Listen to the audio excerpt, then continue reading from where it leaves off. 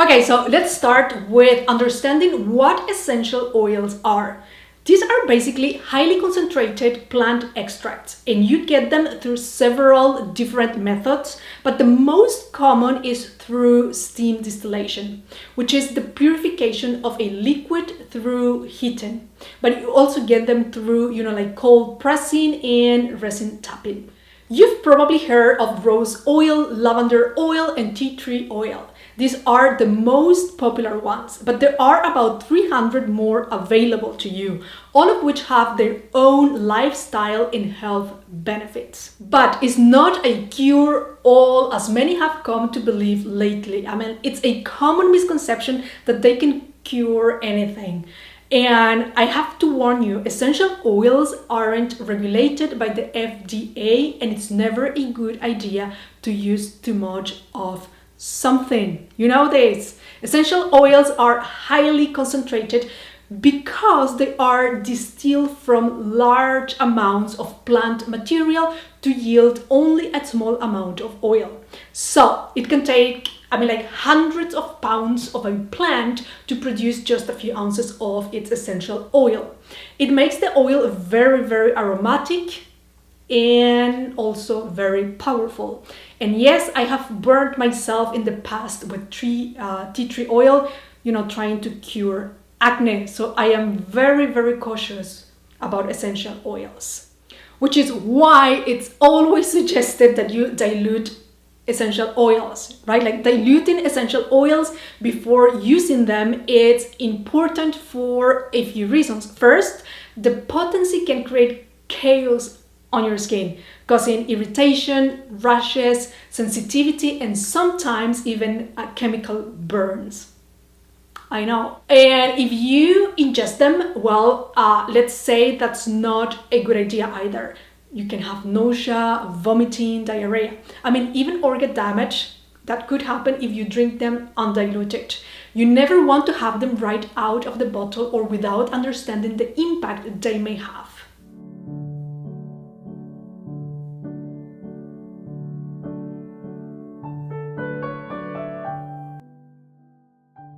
And that's why we dilute them with a carrier oil like almond oil or coconut oil. It helps tone down the potency that makes them, that will make them safe for your use on your skin. And always remember, it's important to follow the recommended dilution ratios to do and to do a patch test, because it's always better to be safe than sorry. I didn't even know that I had to use a carrier oil, but I was super young and I was trying, I was desperate trying to cure my pimples. So now you know. Okay, so now that we are done with the after school PSA, let's talk about the benefits, because they have a lot of benefits. I know that I scared you a little bit with all those warnings, but honestly, people have been using essential oils for centuries for their therapeutic properties. So they do have a lot of benefits. When it comes to skin, essential oils can do wonders. Yes, lavender oil, for example, it has this soothing effect and can help with skin irritations and even burns. While tea tree oil, it's a natural antiseptic with antibacterial properties, so you can use it if you want to treat acne. There is also frankincense oil that can help you reduce fine lines and wrinkles, geranium oil that will help you regulate your oil production, and of course rose hip oil with all the antioxidants and essential fatty acids. It will hydrate and nourish your skin. And these are just a few examples. When you dilute essential oils in a carrier oil, like almond oil or coconut oil, you can create your own custom blend to target your specific concerns, which is great, right? You are creating your potion with, that is tailored to your specific needs. And honestly, it's as good for you internally as it is externally. Peppermint oil, for example, can help you with digestive problems. And what else? Lemon oil can boost your immune system. It's also a great way to treat any respiratory issues you may have. So you just have to add, like a few drops of eucalyptus or frankincense oil to a diffuser, and you will be sleeping like a baby through the night. I'm telling you. So, all in all, essential oils are a great way to boost your overall health and lifestyle, but it can take time to pick the right one. I'm not just talking about knowing which oil treats which issue. I'm talking about picking oils that are real and organic. You don't want the synthetic stuff. You want the real stuff.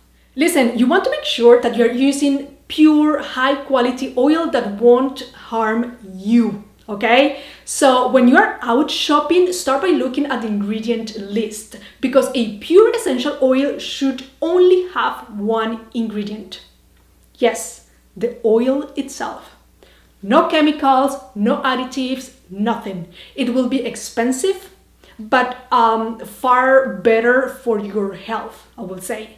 And the smell, you can check the smell too. Real oil will have a strong natural scent. It will not be like a sweet or chemically type of smell. No. Next, you can look for the certification. Certifications like USDA, Organic, EcoCert, or GCMS testing indicate that the oil has been tested and verified as pure, high-quality oil. You also want to research the brand and make sure they have a good reputation. Reviews are always a good place to start, and as I mentioned before, the price. Synthetic oils will be cheaper because they are like mass-produced, but the real stuff is harder to extract, so it will be more expensive. But hey, like aside from checking their authenticity, you also have to learn a little bit about whether it's even right for you. New all-natural skincare lines are actually ditching essential oils because they are chemically active and may contain harsh compounds which can, irritate sensitive skin. No, they don't have added chemicals. They are just chemically active by themselves, meaning they are very strong. Of course, some oils are gentler than others, like geranium, chamomile, blue tansy, and ylang-ylang, which are low in compounds that can cause skin irritation. I mean, ylang-ylang is delicious. I believe Decleor has a lot of products with, ylang-ylang, and it's just gorgeous. I mean, you can indulge yourself. Anyway, basically, you have to know which ones would suit your skin type and check the concentration. So if you're buying a lotion or anything that contains essential oils, pick one with the oil low on the ingredient list, showing that it's diluted enough to, not irritate your skin, but, be present enough to make a difference. I hope that makes sense. Aside from that, they are fine to use and they have a lot of benefits. So basically, you just have to, get to know them. If you have oily skin, for example, certain oils are beneficial to control and regulate oil production. For people with dry and sensitive skin, you want to be a little more, I will say, careful, but typically use oils like lavender or rose hip. And if you got acne-prone skin, of course, tea tree oil is a life saver. And finally, I want to talk a little bit about creating your own skincare with essential oils. I have seen people talk a lot about making their own shampoos and conditioners and face masks, and you can totally prepare your own concoction, but you have to be very careful, how you mix your oils. Start with the carrier oil and knowing its properties. You've got, fast absorbing and slow absorbing carrier oils with different nutrition profiles. These will act as your base, so pick wisely. And blending your carrier oil with a complementary essential oil will give you a highly personalized all natural skincare solution. If you want some suggestions on good blends, check out the article link in the description below. You will have tons of information about, essential oils and how to use them. If you make your own blends, do tell me about it tell me everything about it in the comments below, because I don't. So I want to know, like, what are you doing and how is it working? Thank you for being here with me today. I appreciate you very much. Bye for now.